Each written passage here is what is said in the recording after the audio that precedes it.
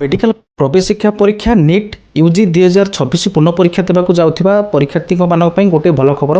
यही परीक्षार्थी मानक 15 मिनिट अतिरिक्त समय मिलिबो। एहा सह प्रश्नपत्र बुकलेट रे रफ काम पई मध्य जगह बढ़ा दियाछि बोली एनटीए पक्षरु सूचना दियाछि। पूर्व परीक्षा पई 180 मिनिट माने 3 घंटा परीक्षार्थी मानक समय मिलुथा बेले एबे एहाकु बढ़ाई 195 मिनिट माने 3 घंटा 15 मिनिट करा जायछि। परीक्षा अपराह्न 2टा 5टा 15 पर्यंत चलिबो।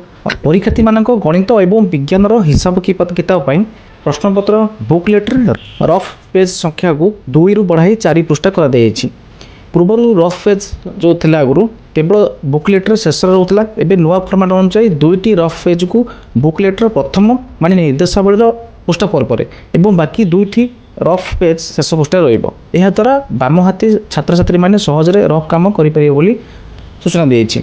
यही नियम इंग्राजी समेत समस्त आंचलिक भाषा में प्रश्नपत्र लागू हो। परीक्षा समय अटेंडेंस सीट रे दस्तखत करने परिचय जांच एवं अन्य कार्य छात्र छात्री अनेक समय नष्ट होता।